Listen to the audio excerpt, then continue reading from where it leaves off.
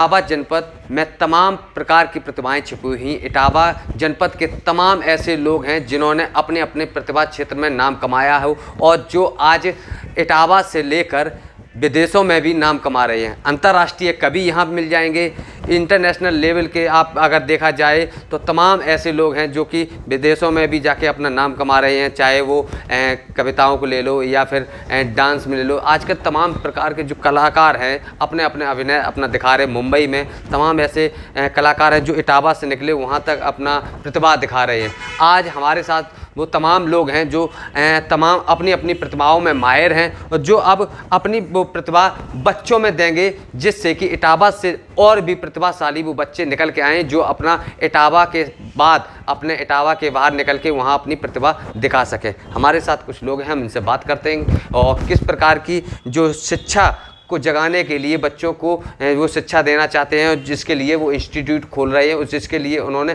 पुरजोर मेहनत की, जिसके बाद एक सरकारी संस्थान यहाँ पे डाला जा रहा है। क्योंकि तमाम वो जो सांस्कृतिक मंच पे जो शिक्षा ली जाती है उसके लिए इटावा जनपद से बाहर जाना पड़ता था, लेकिन किसी न किसी प्रयास के बाद वो इटावा में ला रहे हैं। हमारे साथ शीलन प्रताप सिंह हैं जिन्होंने तमाम समय से ये प्रयास किया, जिसके बाद वह संस्थान यहाँ लेके आए। शीलन जी से बात करते हैं।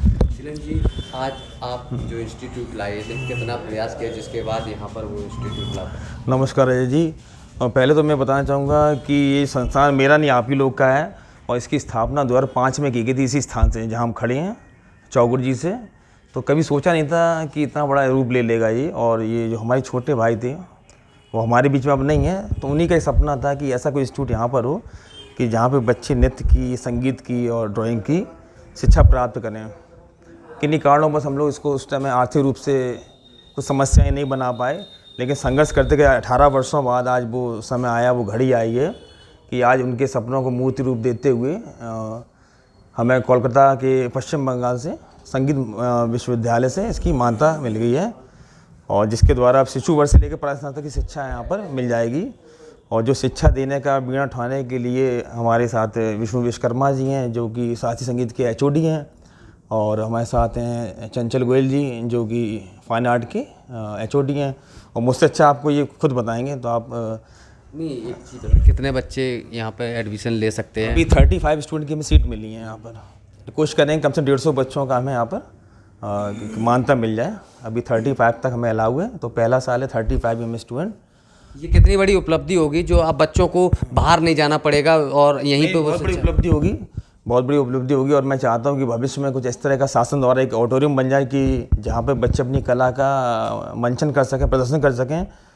चूँकि यहाँ बच्चे जब भी कोई कार्यक्रम करते हैं तो वो इटावा महोत्सव का इंतजार करते हैं और बिना अधूरे ज्ञान के आते हैं, तो एक विधिवत शिक्षा मिलेगी और बच्चों को मंच मिलेगा जहाँ पे जो देश के बड़े बड़े गुरु हैं, संगीत गुरु हैं या चित्रकला गुरु हैं या नृत्य गुरु हैं, जो भी हैं सारे, और शास्त्रीय नृत्य से शास्त्रीय संगीत से जुड़े हुए जो कलाकार हैं राष्ट्रीय स्तर पे प्रदेश स्तर के, वो यहाँ पर आके अपना मंचन करेंगे, अपना प्रशिक्षण देंगे। हमारे साथ चंचल जी हैं जो कि फाइन आर्ट्स के जो टीचर्स हैं, जो कि बच्चों को वो कला सिखाएंगे जो आजकल कंप्यूटरों से डिज़ाइन की जाती है। वो कंप्यूटर जैसी डिज़ाइन हाथों से करेंगे, चाहे वो साड़ी हो या सूट हो या तमाम प्रकार की जो डिज़ाइनिंग आजकल हम लोग देखते हैं। जो कला अब वो विलुप्त होती जा रही, लेकिन बच्चों में ये प्रतिभाशाली ऐसे अध्यापक हैं जो कि फिर से जगा रहे हैं। किस प्रकार से बच्चों को शिक्षा देंगे और किस उम्र के बच्चों को ये शिक्षा जो बच्चे 11वीं 12वीं में पढ़ रहे हैं, जो हमारी भारतीय चित्रकला शैली है उसके बारे में, इसके अलावा पाश्चात्य शैली जो हैं इनके बारे में बच्चों को बनाएंगे। इसके अलावा पेंटिंग की जितनी विधाएं हैं, कौन कौन सी पेंटिंग होती है, फैब्रिक पेंटिंग क्या है, जितनी भी पेंटिंग होती है, जितनी भी मुझे नॉलेज है मैं वो बच्चों को सिखाऊंगा। इसके अलावा और भी बहुत सारी विधाएं हैं, जैसे मूर्ति कला हो गई, कास्ट कला हो गई, इसके अलावा व्यवहारिक कला है। एडवर्टीजमेंट डिज़ाइनिंग क्या होती है बच्चों ने देखा है, मगर हाथ से कैसे इसको बनाया जाता है, साड़ियाँ कैसे बनाई जाती हैं, सूट की डिज़ाइन, शर्ट के चेक्स ये कैसे बनाए जाते हैं। तो ये सारी की सारी विधाएं जितनी मुझे आती है मैं कोशिश करूँगा मैं सारी की सारी विधाओं बच्चों को यहाँ पर बता सकूँ। डिजिटल का ज़माना आ गया, उसमें फिर भी आजकल जो हाथों की कला है उसको भी आज कितना लोग, उसमें क्या है कि जो भी हम लोग देखते हैं उसको विजुअल आर्ट बोलते हैं, ठीक है। तो जो भी हमें दिखता है उसमें लाइट और शेड होता है, तो इन चीज़ों को हाथ से बनाने की जो कला होती है वो बच्चों में स्टार्टिंग से ही, शुरू से ही डालनी चाहिए। तो उसमें ड्राइंग है, स्केचिंग है, इसके अलावा रंग उसमें कैसे भरना है, उसकी जो विधा है वो बच्चों को मैं सिखाऊंगा। हमारे साथ और भी जो अपने अपने प्रतिभा के क्षेत्र में जो अध्यापक हैं उनसे बात करते हैं। सर क्या नाम है? विष्णुदेव विश्वकर्मा। आप किस प्रकार से बच्चों को शिक्षा देंगे और किस क्षेत्र में? सर मेरा प्रयास तो ये है कि जैसा कि मुझे यहाँ पर 10 साल हो गया, मैं चित्रकूट से हूँ। मैंने यहाँ पर देखा है कि बच्चे गाना तो गाते हैं लेकिन उनका जो बेस है वो बहुत कमज़ोर है, जिसके लिए हमारे सीलेंट सर को मैं बहुत बहुत धन्यवाद देता हूँ कि उन्होंने इटावा जैसे क्षेत्र में भी एक म्यूजिक और क्लासिकल को लेकर के इतनी अच्छी एक यूनिवर्सिटी और एक कॉलेज खोलने का प्रयास किया है।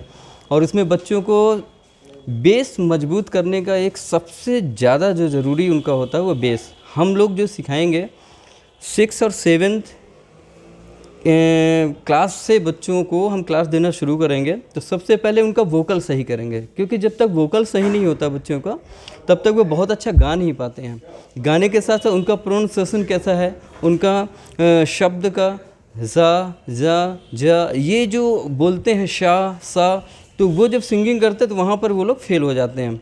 तो हमारा प्रयास ये है कि क्लासिकल राग रागनियों का नॉलेज उनको देना बहुत ज़्यादा ज़रूरी है, जिससे उनसे बने गानों को वो बहुत अच्छे तरीके से गा सके, क्योंकि अगर वो राग जान जाएंगे तो राग से बने गीतों को बहुत अच्छे तरीके से गा पाएंगे।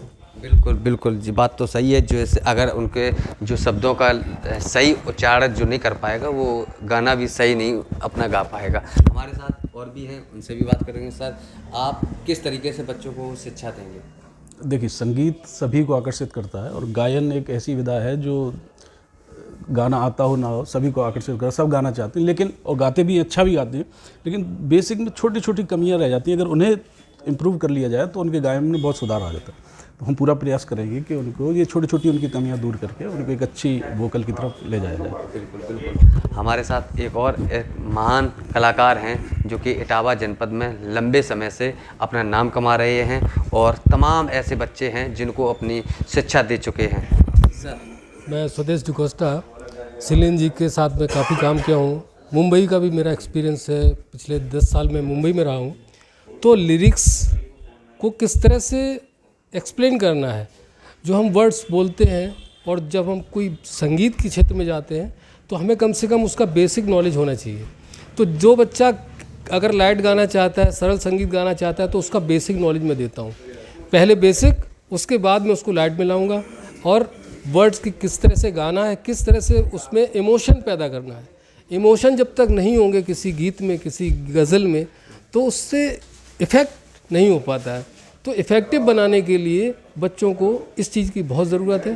तो मैं बेसिक देता हूँ पहले उस गाने का, क्योंकि कोई ना कोई गीत अगर आप गा रहे हैं तो किसी न किसी सुर में, सरगम में ढला हुआ है, किसी न किसी राग पे है। तो उस राग की नॉलेज, राग के बाद उसके सरगम की नॉलेज, उसके बाद उसके आलाप तान, और उसके बाद उस गाने को गाना, ये मैं सिखाऊंगा। और लिरिक्स, बेसिकली मैं लिरिक्स भी बहुत अच्छा लिखता हूँ। मैं म्यूज़िकल फिल्म इंडस्ट्री में भी मैं लिख चुका हूँ, काम कर चुका हूँ। तो बच्चों को लिरिक्स कैसे लिखना है, कुछ बच्चे अपने हार्ट की बात कहना चाहते हैं गा के, लेकिन कैसे उसको लिखना है, तो वो लिखना भी मैं सिखाऊंगा और गाना भी सिखाऊंगा और बजाना भी उन्हें सिखाऊंगा। तो बिल्कुल जैसे कि सर ने बताया कि हम गाना भी सिखाएंगे, लिखना भी सिखाएंगे और बजाना भी। बजाना इसलिए कि जो म्यूजिक सिस्टम होते हैं उनके मास्टर हैं, और वही यहाँ पे जो मंच, जो स्कूल बन रहा है, यूनिवर्सिटी बन रही है, बच्चों को सांस्कृतिक जो म्यूजिक, नृत्य, कला, डांस वगैरह जो होता है वो सभी सिखाया जाएगा। मैं अजय कुमार बाथम, इटावा लाइव।